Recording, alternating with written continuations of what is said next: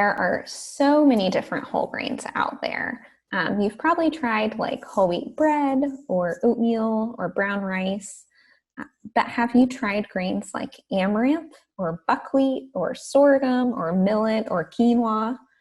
So long as these grains have all of their bran, germ, and endosperm, they are considered a whole grain. So something, as I mentioned, like all-purpose flour would not be whole grain. White rice, which has had some of its bran polished off, that would not be a whole grain. Corn, if it still has all of its bran, germ, and endosperm, it is whole grain, but a lot of corn products have the germ removed, so those would not be.